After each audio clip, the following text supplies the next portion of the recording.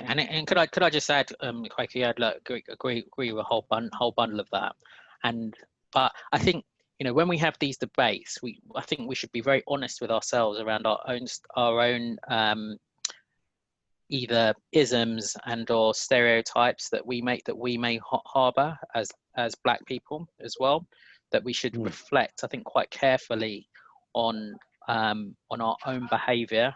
Now, I'm not saying that does not excuse the behaviours that we have been subjected to and the discrimination that we are evidently subject to, but in order to generate the change that we all want to see, unfortunately, sometimes you will need to behave to a higher standard, and that will convince people to join that particular cause. So the point that you've just raised, Kweku, I think is a really good one, in that, again, I don't necessarily see it as a valid argument in every instance, but if we are asking white people and or other allies to do things to fight for equality and justice, which is in their interests, as it is in wider society's interest, I think we need to look at ourselves and our own behaviours towards each other to a large extent. I mean, I see this, for example, with respect to homophobia in Black communities, and I think we just need to reflect. I think we should all reflect on our own value systems in terms of whether and how we think we can achieve what we are trying to achieve, which I think is just a fair shot based on ability. Now, if I'm an unpleasant character, I want somebody to call me an unpleasant character, not just that I walk in the room and I'm the first Black person that walks in the room, automatically unpleasant character. I kind of want to be given that shot. But similarly, I think we need to think about how we approach situations, and whether we are approaching situations with an open mind as to the content of someone's character and or ability or skill in what we are trying to achieve now. Thank you, David and Kweku. So with that in mind, do you think sometimes in the Black community, the victimization that sometimes we feel, does that sometimes hold us back if we have the victimization mentality? And that's for anyone on the panel. I'll pick that up. In short, no. The reason I say that is the starting position in this debate is that we are equal. We must be treated equally. If we're not being treated equally, you need to fix that, okay? So if I'm not being treated equally, but yet I'm feeling victimized, that's neither here nor there. We're looking at, and I think it's important that we keep that aspect on track in terms of what's going to be achieved in this particular movement. It has to be a look at the wider picture of why it is that there isn't access to opportunity. And we know the initial ports to go to before we start, because we know there is less of access to opportunity for the Black community, or if we accept that. I know some people might push against that, but if we accept that. So once we're there, the fact that a member of the Black community may think, God, woe is me all the time, cannot be seen as the cause for a failure to give that individual access to opportunity.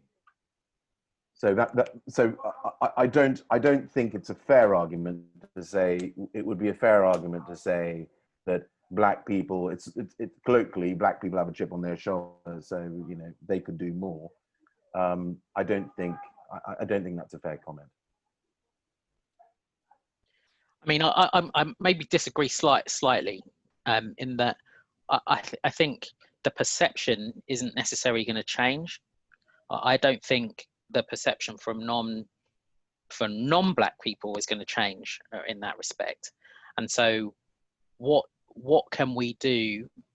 And again, that isn't necessarily our problem. I think I agree with you, Kweku, to that extent. But what things can we do around the way that we project ourselves so as to ensure that we are focusing on the right things?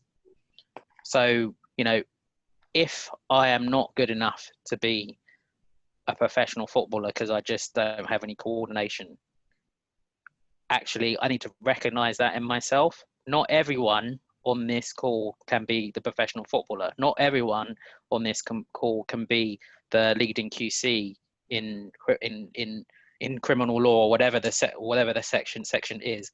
That shouldn't mean that we don't aspire to be better, right? But I think, you know, I know what the perception is around if a black person fails to get a particular position, and you always get allegations of it's the race card and all this rubbish. I agree with you, Kweku, in that it's, you know, you don't need to be a data scientist to see that, you know, that we are not given the same opportunities. Largely, if you're talking a whole, drawing a conclusion, we're not given the same opportunities as other members of the community. But I do think we need to think about picking battles very, very carefully in order to be focused and move the needle in relation to those particular battles, and some other battles we might decide, and this will come again, I think, in maybe one of the other questions you might ask, in that I think we all as professionals have picked battles. We must have. We've seen things and seen behaviours and the like, which we think, actually, that's not me. I don't like that. But you know, practically, and whilst it might be the right thing to do ethically, practically, can you call out every single behaviour in circumstances where you are sometimes dealing with effectively structural or systemic racism? You would just completely exhaust yourself and not actually be able to attain any kind of level of attainment in what your core role your core job might be. So all I say is that I think we should hazard caution, or just be cautious in certain respects. But I certainly don't disagree with the opening proposition, Kweku, that yeah, if we're starting from the position of you know, relative disadvantage, I think that is the case. But again, going back to what we discussed at the beginning around, there is not one homogenous group of black people, and you might be the most privileged black person in the world, son of a diplomat, had the best education in the world, etc., etc., etc. And I don't think you can have the same complaints, notwithstanding society's perception of you. You cannot have the same complaints as a guy from a broken home on a council estate. You just cannot. The challenges that you would have faced will be different. There will be some commonality because of the way that people perceive black people, but your approach, I think, and your complaints will be different. And I wonder if that thinking then also will impede someone's growth. So if you bring it back to sort of make me work in a law firm where you do feel victimized, and sometimes people would even stay, like some people leave firms because of that. Their careers get stalled because it gets too much to almost take on.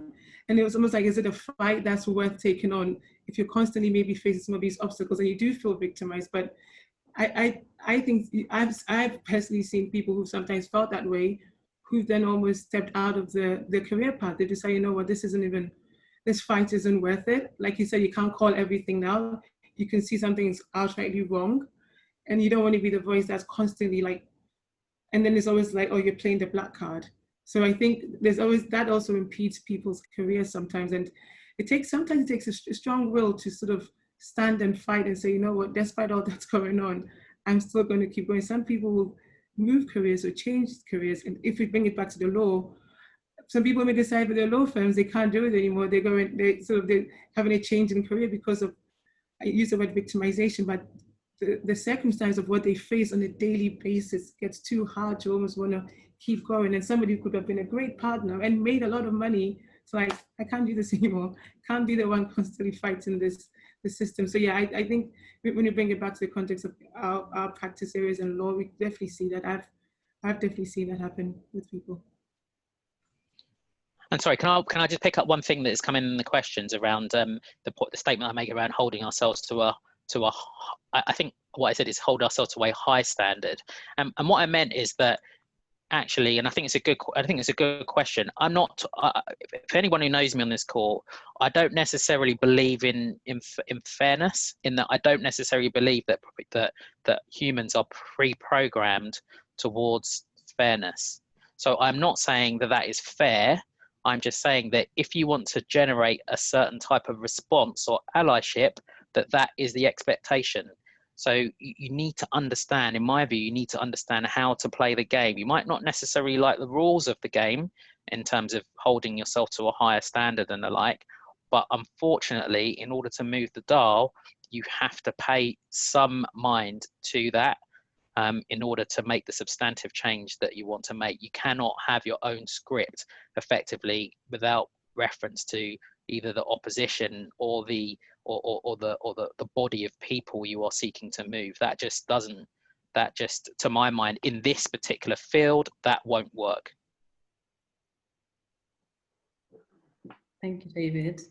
I mean, some may argue that the problems that we are facing in the workplace are actually, they stem from wider society and our views and the views that people have, or Black people.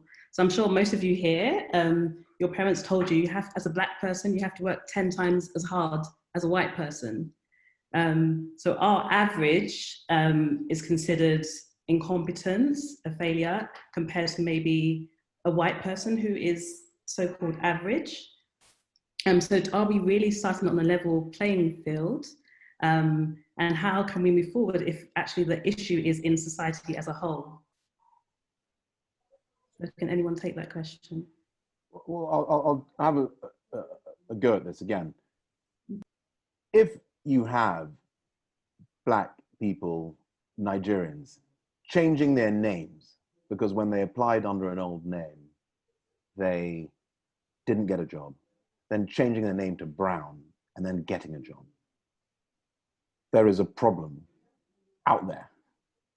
And does that individuals start on a playing field if in fact you happen to be Black and you're going into the same industry as you're going into the same company as that company that refused to take on Mr. Ajagba, or whatever the name might be, an African sounding name? Do you start on a level playing field? The answer is no. But I don't think that, neither should we assume the single story that we always start on an unequal playing field, because that may not necessarily be the case either. But I do think that there is a desperate need for a wider look at how it is that stereotypes of Black people have been formed. And they, in my view, have been formed partly by virtue of the placement of the Black narrative historically, the denial of achievements of Black communities worldwide, which can give rise to a general sense of worthlessness in terms of our overall contribution in society. That must be fixed. And that is something that may be fixed through diversity training, but it needs to go beyond that. I mean, people need to be curious about their Black friends and what they are going through. So it's whether or not you start on a level playing field, it's going to very much depend on the institution. There are some institutions out there that want you to start on a level playing field, that insist that you start on a level playing field because they want to get the best out of you. But it is going to vary across the board. So that's what I would have to say about that. And again, quite quickly, I think absolutely the point around stereotypes is just huge. You know, and a lot of that plays into our education systems. You know, what children are taught from early on in their educational development, what role models they have, the books they read, the narrative that surrounds Black people is constantly negative in most, certainly in Western education systems. And I think that is one thing through BLM, which I think, you know, I see granular examples of that being addressed. We've just donated some books to our local schools, so we just spent some money and just said, look, and actually the response was really good from the local headmistress. So I think there are little things that we can do to start to move the dial. But in relation to your question, level playing field, again, this goes to my point about fairness, in that, and some people may view it as controversial or not, as the case may be, but I don't believe that there is or ever will be a complete level playing field and or fairness in society. They just won't. And so a lot of what I tell people that I speak to or mentor is that I want to give them a map. I don't necessarily want to level the playing field, because in my lifetime it's not necessarily going to happen. But what I'm going to do is give you a map that shows you where all the landmines are. I want to give you a map of all the places that you probably need to hang out, and you might have an experience which looks like this, but you need to hang out there in order to get from A to B to C to D. Or if you don't want to go to those places, you don't have to. You can maybe go and do something else, but it's going to be an indirect route. So I want to give you a map and a lantern which illuminates the pathway, rather than tell you that, because I'd just be doing you a disservice to tell you that there's a level playing field, because there is not. To Kweku's example, you know, again, a reverse example is if an institution has 12 spots and it's got 11 Nigerian guys in that spot, UK institute, 11 Nigerian guys in that spot, and then you are the 12th Nigerian person that with a Nigerian name who applies to that position, and you don't get that position because you are Nigerian. So what is that? Because actually the institution wants to achieve, and we're talking about fairness. I think we're also talking about the benefits of diversity, and we are nowhere near that outcome yet. I know that I'm talking theory, but when we are talking about diversity and the benefits that diversity and inclusion bring, and inclusion of Black people in particular, we're talking about richness, not just ability, but we're talking about richness of experience as well, and diversity of experience. It doesn't make sense, to my mind, for any organization really, and I think we should all think about this in terms of our own networks, to have a mono network. It makes no sense to have a network that is built just from private school educated Oxbridge graduates. It doesn't make sense. If you want to get the best ideas and the best outcomes, you want to have a broad range of representation, right? So again, I think we all need to think about that. I think we're way behind the start line, as we identified at the beginning of this, in terms of representation from visibly Black African backgrounds. But again, what I wouldn't want people to think is that you see a Black person in an organization, you think, oh, that person looks like me, but actually that person's experience can be completely different to you, and actually their pathway could be the traditional, if you want to call it that, experience of a white Anglo-Saxon male through a public school, Oxbridge, etc. And so I would encourage you to really dig deep into the fact that you will have role models and the like people who look like you, and maybe have some of the same experiences by virtue of being a Black person. And obviously the dominant culture in the UK certainly is, or the sort of, if you're looking at numbers and power, that comes from white communities. But I wouldn't underestimate rather the fact that you will see sponsors and allies in other communities, and actually you will see people who have more in common than you, who may not actually that may not actually look like you. So again, expanding on a point somewhat, but I don't think people should underestimate that. I thought, sorry to jump in on this, but I thought it was important. When you ask about a level playing field, it depends on what level you're looking at. I came across some statistics from the Bar Standards Board, which dealt with the bar vocational course. And from the statistics I'm just about to give you, the bar would say, well, actually, we do have a level playing field, and our level playing field is going to a good university, right? Everyone has access to a good university. But then the question is actually drill down a bit further.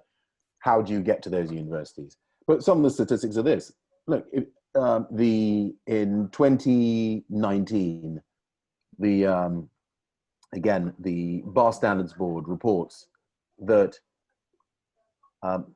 42% of students who got a first-class degree and a very competent at bar school, so you have competent, very competent, you have outstanding, very competent, and competent before you have fail. So 42% of students who had a first-class degree and a very competent from bar school, but who went to universities ranked between 11th and 50th on the Times Good University list, got pupillage. That compared to 50% of students who went to a top 10 university as graded by the Times and also got a 2-1 from a top 10 university and a very competent. So the bar would say to you, actually, is there a fair playing field? Yes, there is. The fair playing field is your university. But we all know that actually you've got to drill down behind that. And so it's a very complex question. And there are many levels to the level. And many levels to the level might mean a pub culture as against another type of culture that you're more akin to. You might think a sporting culture, going down and playing football on Saturday. You might find an obsession with entertainment around polo matches, where you're standing around saying, what the hell's going on? These guys are just charging after a ball. I've got no idea what the rules are, as opposed to another kind of setting. So within the levels, there are very many levels, is my point. And so we must find, and it's incumbent upon us to identify what we mean by a level playing field. And by that, I think, Meena, what you mean is equal access to opportunity. And if that's the case, it's a big question that needs detailed answering. Yeah, I mean, I completely agree. And, I'll be very brief here, but, you think about any opportunity that you may have had in your life, and everyone on this call, and how you actually got that opportunity. And you might think about then the phrase of an equal playing field. Well, you might have got it because your friend knows the supervisor, right? So is that an equal playing field? Well, no, it's not.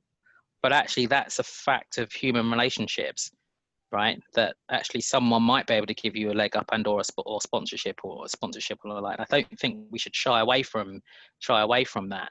If I'm making a recruiting decision in relation to someone I've known for 10 years as opposed to someone I've known for a week, it's difficult. I've got much more data around that person I've known for 10 years, right? Or that person who does the same things as me, or looks the same way as me, or has the same sort of cultural background. I have more data points to make my decision. So there's always that context. So that the level playing field thing, again, as I say, I don't think it necessarily exists. I think what we all need to kind of look for, I think, is that almost mentorship, sponsorship, that I think acknowledgement that there isn't necessarily that level playing field, but who is going to help me figure out how I get from A to B to C. Hence, again, my non-belief in necessarily fairness. And the importance of things like networks and the like, which I think are phenomenally important to progression. I completely agree with that. Just to add, in terms of sponsorship and networks, it's not always a person who looks the same as you or sounds like you who's going to be the one that's going to give you the support that you need. So you will have sponsors. I'll try and bring some context to it. You may be in a firm where majority may be white, so your sponsors are likely going to be those people. You're not going to get a sponsor like a black sponsor, but you've got a firm where maybe it's 80% white people. So for me, at least if I bring more personally, is in my career, my sponsors have mainly been white men. The people who have really challenged me at work and really pulled me out when I've sometimes shied away from things have been white people who've just been like, you can do this. Why are you shying away? Why don't you think you can do this? Or they've gone behind closed doors and had a word in my favor. So when they gather around the table and they're making those decisions, one or two at that table are a voice. So I think I completely agree with both of you that you can't when it comes to mentorship and sponsorship and those things, we can't limit it to our small people who look or sound like us. Or if I wanted to limit to people who look like me, I had to be Black, Ghanaian, not just Ghanaian, Ashanti or Fanti. Where am I going to find that in an old English institution? So you have to, and if I go way back, even before Man Group, was when I was an intern. It was a white Australian guy who took me on as an intern and trained me and pushed me. It was like, you can do this. It's what, like, so I've definitely learned the value of sponsorship and mentorship for people who don't necessarily look like me, especially in a place where there was nobody who looked like me in seats. So I completely agree with both of you on that. And it's not a level playing field. You're absolutely right. Like I got my first job at Asda. I was literally a checkout girl. How I got that job, there was a Ghanaian guy who was a supervisor. He took my resume. So I, like when you said that, I was like, even at that level, it's who you know. Like people don't like to say that, but it's, if I have a vacancy now, I will post the job in my network first, and I'll ask, because I trust the people that I know they'll recommend a good person for me. So we look, so it's not like, oh, it's a favoritism thing. It's people, you go with your network and people you know. So I think a lot of people do it, a lot of white people do it, so we should probably do it more.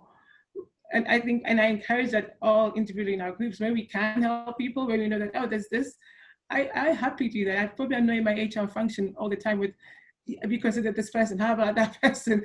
Like, you don't work in HR, keep out of it. But I think we should do more of that.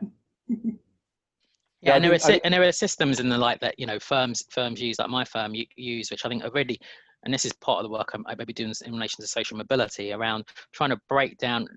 There is still an effort. Like, don't get me wrong. There still is an effort to try and you know, distill connections or connectivity from ability and distill in a positive way, i.e. to try and identify ability and potential. Don't get me wrong, there is definitely that effort, and we do things like, you know, law firms love psychometric testing, but you know, there's things like that. We have, you know, effectively blind CVs. We have contextual recruitment from Rare as well, which also is really a really powerful tool in terms of trying to, you know, distill the polish from the actual potential and real brains. But what I would say is that, you know, when it then comes to, you get yourself over that threshold of getting your application looked at, and then you get to go into a global law firm.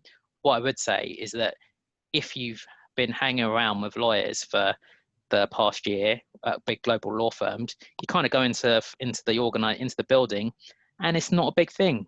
And actually, so that nervousness falls away, and you've asked some of the questions, you know, some of the questions before, because your mates are in law firms, so it's not a big thing. So you've immediately got rid of two hurdles which otherwise might impede your ability to perform or be and represent yourself as the best person for a potential role. So again, you know, there is, for certainly for big employers like Man, I'm assuming will be one. There are definitely those systems, but I still think your kind of network is so powerful in distinguishing you and getting you that role or that promotion or the like, that can't be overestimated. Okay, so what do you think of the argument that instead of relying on white allies, that we come together and build our own networks, our own law firms, our own recruitment agencies? What do you think of that proposition? And can you be on mute, please, if you're not talking? Thank you.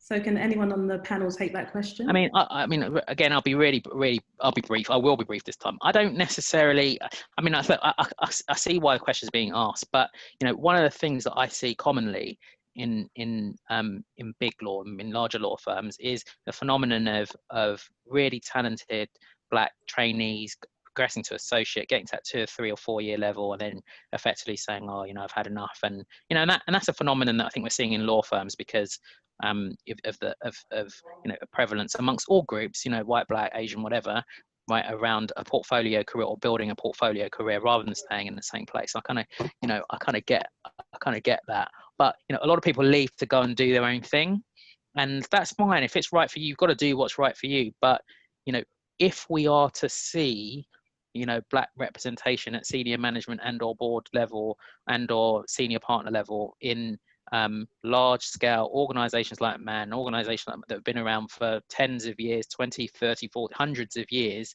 then, you know, to simply break off, if we think that's the right thing, and actually recognizing what we've just said around, you know, your allies or those people with the relevant experience to help guide you and the like might not necessarily be people who look like you. And again, from a business perspective, again, as you said at the beginning of this call, not all your customers, be they clients or alike, are going to be black people. They're not. So actually, then what is your proposition, or what is your business case for building a black law firm? What is your business case around how sustainable is that? It's sustainable, I think, if you have talent and a connectivity beyond black communities, absolutely. But on its own basis, as effectively a siloed piece, I just don't think that works. I do think it's incumbent upon us to seek to change organizations in terms of some of the processes and procedures and the like, to ensure there is more diverse representation and the like, which then, and inclusion, which then results in, you know, as we all know, it should result in better outcomes and the like, to get more representation across the board. But I think breaking off and doing some, I just see, and I don't know, I maybe not thought about this as deep. It's a really good question, but I see sort of breaking off and doing our own thing as really just self-perpetuating the issue that we face now. When I started out as a lawyer, there were kind of, I think it was one black partner at the firm I started off at. When I was made up in 2016, I think I was the only black partner in London. I don't want in 10 years' time to be the only black partner in London, but I do see the fact that if we go off and do our own things, which might, again, I'm not deriding it, but actually in big powerhouse organizations, if they are still powerful organizations, where does that leave us at?